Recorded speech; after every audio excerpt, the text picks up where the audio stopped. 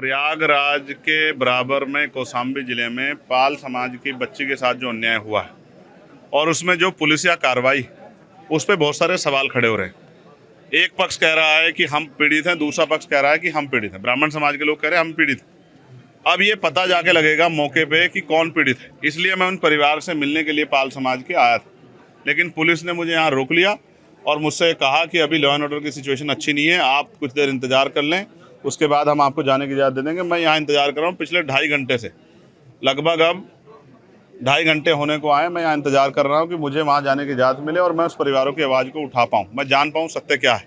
इसी तरह करछना में जो अन्याय हुआ कि एक शेड्यूल कास्ट के व्यक्ति को जला के मार दिया, उस परिवार को न्याय मिले, उस परिवार के साथ जो डर भय का माहौल है खत्म हो, उसके लिए मैं यहाँ हूँ। लेकिन अभी तक पुलिस ने कोई ठोस जवाब दिया। मैं कुछ देर और इंतजार करूँगा। अगर पुलिस ने जो वादा किया है कि हम आपको जाने देंगे या परिवार से मिलाएंगे, अगर पुलिस पे खरी उतरती तो फिर मैं कूच करूँगा, कौशाम्बी भी जाऊँगा और करछना थाने वाले परिवार से जाकर उनसे मिलूंगा, उनकी न्याय की लड़ाई को मजबूत करूँगा। आप धरने पे भी बैठे हैं, क्या कारण है? मैं इसीलिए बैठा हूँ कि क्या उत्तर प्रदेश में कानून व्यवस्था इतनी कमजोर हो गई है कि एक सांसद अपने परिवार से नहीं मिल सकता है?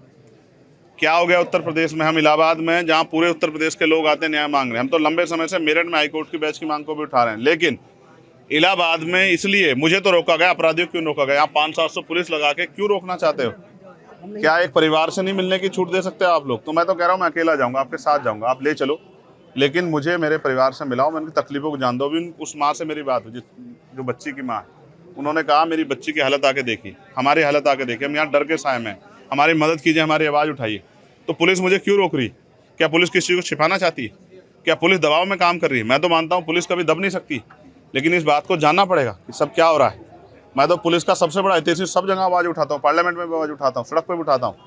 उनकी 8 घंटे की ड्यूटी हो, उनको न्याय मिले, उनको जो वेतन विसंगतियाँ वो दूर हों, उनके साथ जो है जो बॉर्डर स्कीम है वो ख़त्म हो। लेकिन क्या आज पुलिस मुझे ही रोक के जो है क्या कानून का हनन नहीं कर रही, संवैधानिक जो अधिकार है उनका हनन नहीं कर रही? इसका जवाब भी देना चाहिए। और मैं मीडिया से कहूँगा कि पुलिस से पूछे कि वो मुझे क्यों रोक के बैठे। धन्यवाद। थोड़ी देर पहले लाइव आए थे, आपने हाउस अरेस्ट की बात भी कही और सरकार को भी घेरा, क्या कुछ? उसी के बाद मुझे बाहर आके बैठना पड़ा, इसलिए लाइव आया कि मुझे जाना था कहाँ और मुझे लेके कहाँ गए।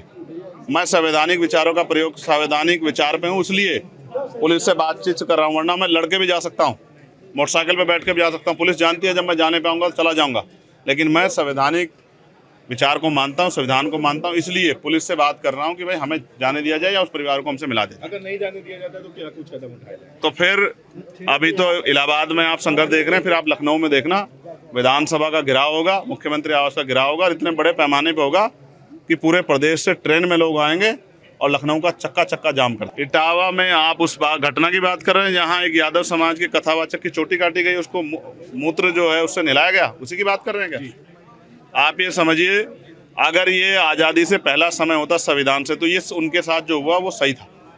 वहाँ शूद्रों को मंत्र उच्चारण करने का और मंत्र को श्रवण करने का अधिकार नहीं था। कोई शूद्र अगर मंत्र सुन लेता था, उसके कान में पिघला के लोहा डाला जाता था। कोई मंत्र अगर शूद्र जो है मंत्र का उच्चारण कर लेता था तो उसकी जीभ काटी जाती थी। लेकिन अब तो संविधान का युग है, इसमें तो अगर आप किसी को भी, भाई मैं आपसे पूछना चाहता हूँ कि ब्राह्मण समाज के लोग जो आज वहाँ कह रहे हैं कि भाई हमसे, हमारे साथ अन्याय हुआ है, तो मैं पूछना चाहता हूँ कि क्षत्रिय को, वैश्य को, महिलाओं को, दलितों को, पिछड़ों को, आदिवासियों को पुजारी बनने का अधिकार क्यों नहीं? इसका क्या जवाब है आपके पास?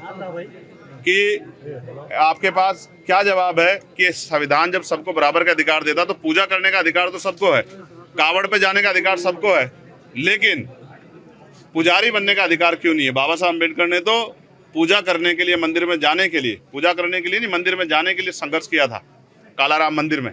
तो क्या आप पुजारी बनने के लिए संघर्ष करना पड़ेगा? लेकिन मेरी लड़ाई दूसरी है, वैचारिक लड़ाई।